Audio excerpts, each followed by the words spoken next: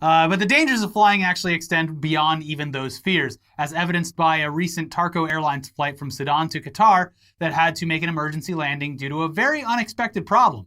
The pilots were attacked by a cat. Meow. So how did this feline cat terrorist manage to make it inside the secured cockpit of an international flight? Is this some sort of new tactic by Meow Qaeda to get past airport security?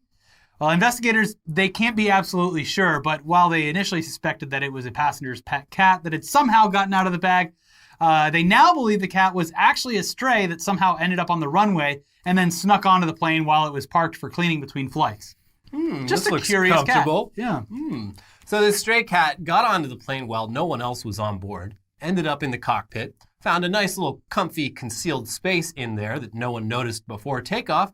And if you know cats, you know that generally waking them up from a nap is no big deal.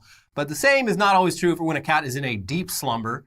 For example, if a feral cat is sleeping in a comfy indoor area after living its life outdoors in fucking Sudan and then gets suddenly and loudly awoken, like for example, by a commercial airliner that it is currently riding on taking off from the runway. Yeah.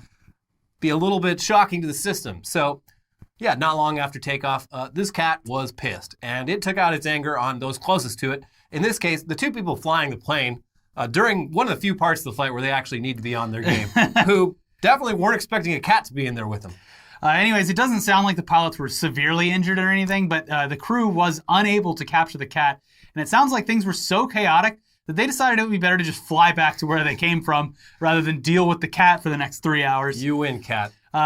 We would love to know how exactly the situation was explained to the passengers over the intercom, but I mean, we can imagine. So, listen, this is your captain.